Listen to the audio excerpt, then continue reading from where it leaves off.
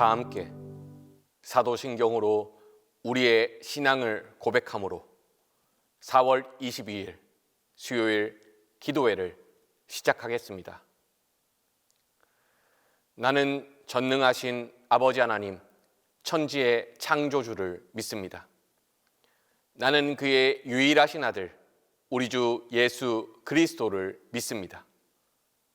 그는 성령으로 잉태되어 동정녀 마리아에게서 나시고 본디오 빌라도에게 고난을 받아 십자가에 못 박혀 죽으시고 장사된 지 사흘 만에 죽은 자 가운데서 다시 살아나셨으며 하늘에 오르시어 전능하신 아버지 하나님 우편에 앉아 계시다가 거기로부터 살아있는 자와 죽은 자를 심판하러 오십니다. 나는 성령을 믿으며 거룩한 공교회와 성도의 교제와 죄를 용서받는 것과 몸의 부활과 영생을 믿습니다.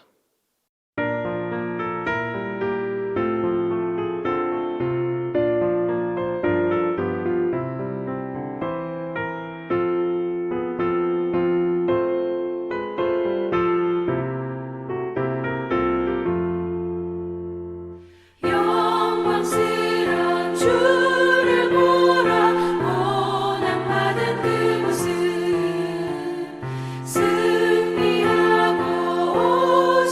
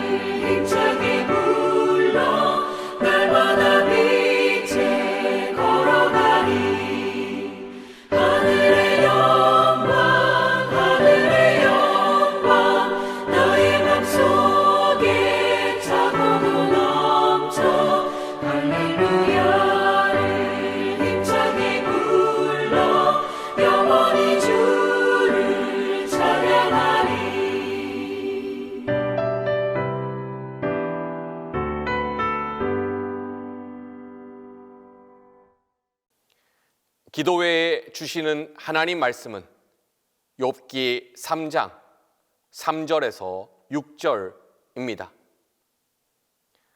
내가 난 날이 멸망하였더라면 사내 아이를 배웠다 하던 그 밤도 그러하였더라면 그날이 캄캄하였더라면 하나님이 위에서 돌아보지 않으셨더라면 빛도 그날을 비추지 않았더라면 어둠과 죽음의 그늘이 그날을 자기의 것이라 주장하였더라면 구름이 그 위에 덮였더라면 흑암이 그날을 덮었더라면 그 밤이 캄캄한 어둠에 잡혔더라면 해의 날수와 달의 수에 들지 않았더라면. 창세기 1장에는 태초에 하나님이 하늘과 땅을 창조하시던 때의 이야기가 등장합니다. 많은 이들이 창세기 1장의 이야기를 무로부터의 창조라고 이야기하죠. 없는 것으로부터 있는 것을 만들어낸 창조라는 겁니다. 하지만 창세기 1장의 본문을 꼼꼼히 살펴보면 하나님의 말씀이 선포되기 전에 이미 존재하는 것들이 있습니다. 창세기 1장 2절은 이렇게 말합니다. 땅이 혼돈하고 공허하며 흑암이 깊음 위에 있고 하나님의 영은 수면 위에 운행하시니라. 땅이 있었습니다. 수면, 즉 물이 있었습니다. 혼돈, 공허, 흑암, 깊음 같은 단어들로 묘사되는 어떤 세계가 이미 존재하고 있었습니다. 칼 바르트는 창세기 1장 2절에 등장하는 단어들을 일컬어 하나님을 대적하는 무의 세력이라고 규정합니다. 또한 하나님의 피조 세계가 하나님의 질서를 고스란히 반영하고 있다는 측면에서 코스모스라고 할 수 있다면 창세기 1장 2절에 등장하는 단어들의 조합은 코스모스에 반하는 질서 없음을 뜻하는 카오스라고 규정하는 학자들도 있습니다. 즉, 창조 이전의 세계는 아무것도 없는 세계가 아닙니다. 무엇인가 존재했더랬습니다. 그 존재들은 혼돈, 공허, 흑암, 깊음, 하나님의 질서에 반하는 것들이었습니다. 하나님의 창조는 이들을 정복하고 그들과 반하는 질서 정연함, 피조세계의 풍성함을 이끌어냈습니다. 오늘 우리가 읽은 본문은 이와 같은 창세기 1장의 이야기를 저변에 깔고 있습니다. 욥기 3장 4절에는 캄캄이라는 단어가 언급되지요. 욥의 기도 중의 일부입니다. 이는 창세기 1장 2절에 등장하는 흑암이라는 단어와 동일한 히브리어 단어입니다. 뒤이어 욥은 빛이 그날을 비추지 않았기를 소원하고 있습니다. 이 또한 하나님의 첫 창조가 빛이었다는 창세기 1장의 반영입니다. 그렇다면 욥기 3장에 등장하는 욥의 기도는 단순히 불평불만이 아닙니다. 투정도 아닙니다. 의도적으로 이 창세기 1장의 창조 이야기를 정조준하며 하나님의 창조에 대해서 문제 삼고 있습니다. 유대인 성서학자 존 레벤슨의 하나님의 창조와 악의 잔존이라는 책이 있습니다. 그는 구약 성경을 꼼꼼히 뒤지면서 연구한 후에 이렇게 주장합니다. 하나님의 창조 이후에도 창세기 1장 2절에 등장했던 카오스를 상징하는 존재들, 혼돈과 공허와 흑암과 깊음으로 표현되는 하나님을 대적하는 세력들이 끈질기게 남겨져 있다는 겁니다. 하여 구약 성경 곳곳에는 하나님을 향해 이 하나님을 대적하는 세력을 제압해 달라고 기도하는 그런 본문들을 찾을 수 있다는 겁니다. 쉽게 비유하면 이와 같습니다. 6.25 당시 인천 상륙작전을 생각해 보십시다. 인천 상륙작전 성공 이후 한반도의 남쪽은 모두 미국과 대한민국의 연합군에 의해 수복되었습니다. 하지만 그와 별개로 여전히 한반도 남쪽에는 북한의 괴뢰군들이 남아 있었죠. 그들과의 끈질긴 전투를 해야 했습니다. 물론 그들은 진압될 것이며 결국 진압되었습니다. 그들의 존재 자체가 전쟁의 성패에 전혀 영향을 끼치진 못하였습니다. 하지만 그들은 인천 상륙작전 이후에 여전히 살아남아 있습니다. 구약 성경은 피조 세계 가운데 살아남아 있는 악의 문제에 대해서 말하고 있는 겁니다. 하나님이 반하는 세력이 여전히 우리가 살아가는 세계 가운데 끈질기게 살아남아 있다고 말하고 있는 겁니다. 욥은 자신이 겪은 모든 고통을, 자녀를 잃고 재산을 잃고 건강을 잃은 이른바 재앙과 같은 그런 고통을 이와 같은 피조 세계에 남겨진 하나님에 반하는 세력과 결부시키고 있습니다. 그의 기도는 단순하고 명료합니다. 차라리 하나님께서 창조를 하시지 않았다면 어땠을까? 만약 하나님의 창조가 없었다면, 빛을 만들지 않았더라면, 땅과 바다를 구분하지 않았더라면, 온 세계에 가득한 이 피조물들을 만드시지 않았더라면 자신조차 없지 않았을까 생각하는 겁니다. 그는 현 상황이 원망스러운 겁니다. 하나님의 창조가 선한 것 알고 있습니다.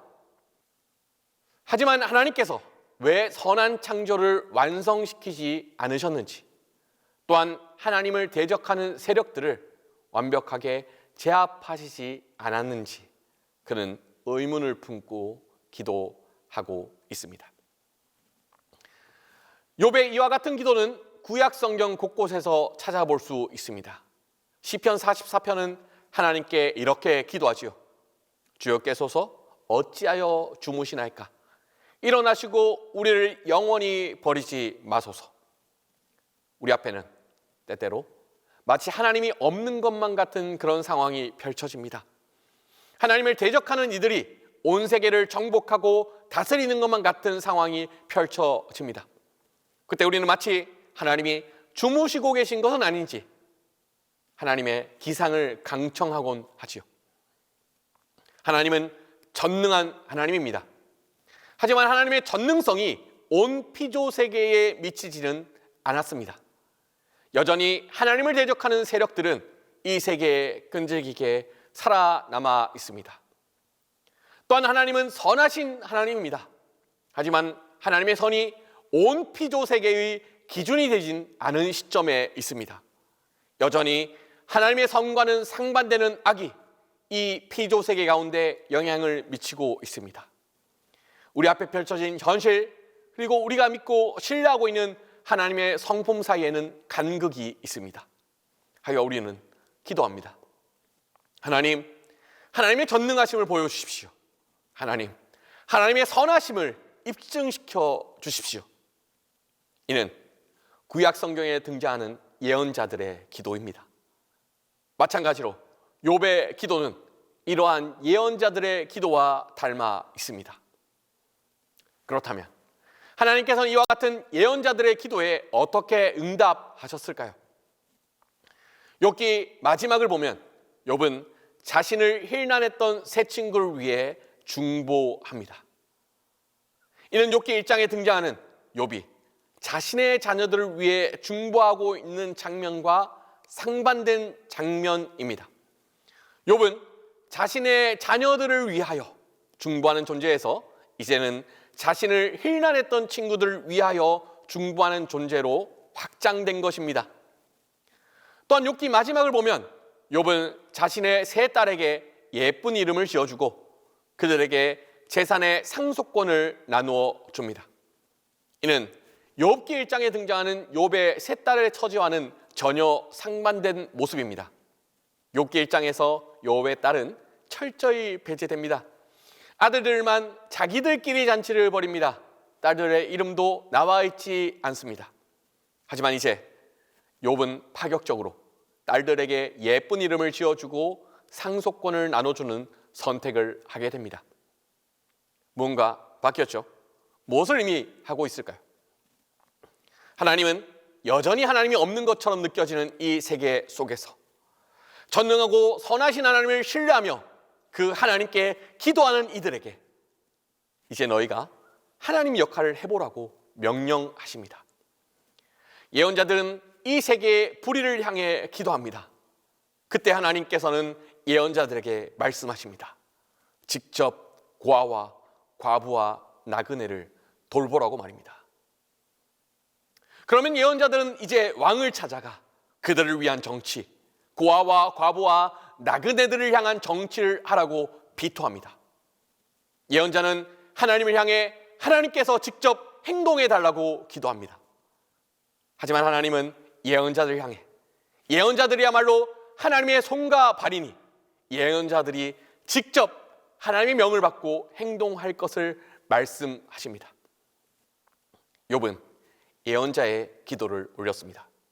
그리고 끝내 욥기 마지막 장에서 세 친구를 향한 중보 기도를 통하여 자신의 딸들에게 이름을 지어주고 상속권을 나누어 주면서 아주 사소한 작은 불의를 바로잡는 하나님의 손과 발의 역할을 감당하게 됩니다. 우리는 이 세상 위에 살아가면서 세상의 불의를 마주할 때가 있습니다. 불의가 아주 극심하게 여겨질 때 우리는 하나님을 향해 하나님께서 직접 개입하셔야 되는 것이 아니냐고 촉구합니다. 그리고 이 세계의 불의가 너무도 심각해 보일 때에는 하나님의 피조세계 자체의 의문을 삼기도 하죠. 욥처럼 예언자들처럼 하나님의 창조 자체에 의문을 던지기도 합니다. 그때 하나님께서는 우리에게 하나님의 손과 발이 되라고 말씀하십니다. 직접 아주 작은 실천이라도 해볼 것을 말씀하십니다. 우리가 사는 세계는 아직 완벽하게 선하지는 않습니다. 그렇게 우리는 하나님의 손과 발이 되어 이 땅에서 하나님의 선을 실천하도록 부름받은 것입니다. 기도하겠습니다. 살아계신 하나님, 이 세계 위에 살아가다 보면 하나님의 선하심과 하나님의 전능하심이 의심되는 사건들을 마주할 때가 있습니다. 그때 우리는 하나님께 기도합니다. 하나님의 선하심과 전능하심을 나타내 달라고. 하지만 하나님, 이제는 우리가 하나님의 손과 발이오니 우리 삶 가운데 있는 사소한 불의들을 사로잡고 하나님의 선을 실천하는 그런 사람들이 될 수 있도록 우리를 인도하여 주십시오. 감사합니다. 예수님의 이름으로 기도드립니다. 이제는 주님께서 가르쳐 주신 기도를 다 함께 하오니 하늘에 계신 우리 아버지의 이름을 거룩하게 하시며 아버지의 나라가 오게 하시며 아버지의 뜻이 하늘에서와 같이 땅에서도 이루어지게 하소서. 오늘 우리에게 일용할 양식을 주시고 우리가 우리에게 잘못한 사람을 용서하여 준 것 같이 우리 죄를 용서하여 주시고 우리를 시험에 빠지지 않게 하시고 악에서 구하소서. 나라와 권능과 영광이 영원히 아버지의 것입니다. 이제 합심하여 기도하겠습니다. 우리 세상 가운데 있는 다양한 문제들을 놓고 욥처럼 중보할 수 있도록 기도하십시다. 특별히 전쟁을 위하여서 기도하겠습니다. 또한 우리가 살아가는 세상 속에서 작게나마 하나님의 뜻을 실천하며 살아갈 수 있기를 위하여 기도하겠습니다. 마지막으로 동신교회와 예배를 위하여 함께 기도하겠습니다. 이 시간 합심하여 기도하시고 개인적인 기도를 함께 하시기를 바랍니다. 살아계신 하나님, 이 세상 가운데 살아가다 보면 세상 가운데는 불의와 억압들이 곳곳에 펼쳐져 있습니다. 특별히 이란 가운데 일어나고 있는 전쟁을 우리가 목도하고 있습니다. 하나님의 전능하심과 하나님의 선하심을 나타내 주십시오. 특별히 하나님의 사람을 통하여서 행하시는 그 모든 일들을 통하여서 하나님 이 전쟁을 속히 매듭지어지게 하여 주시고 이 세계 가운데 평화가 일어날 수 있게끔 인도하여 주십시오. 하나님, 또한 우리가 살아가는 세계 위에서는 아주 작은 불의들이 곳곳에 있습니다. 특별히 우리가 아주 작은 실천을 하기만 한다면 바로잡힐 수 있는 그런 불의한 현실들이 우리 삶 주변에는 있습니다. 우리에게 용기를 허락하여 주십시오. 우리로 불의를 바로잡게 하여 주십시오. 하나님의 선과 하나님의 전능하심을 실천하는 하나님의 손과 발이 될 수 있도록 우리를 인도하여 주십시오. 또 하나님, 우리 동신교회를 긍휼히 여겨 주십시오. 동신교회 가운데 하나님의 회복의 역사가 일어날 수 있게 하여 주십시오. 또한 우리 동신교회에서 드려지는 모든 예배 가운데 하나님의 말씀이 임하여지게 하시고 하나님의 성령의 충만함이 임하여질 수 있게 하여 주셔서 우리가 드려지는 모든 예배가 하나님께 영광 있는 예배가 될 수 있도록 인도하여 주십시오.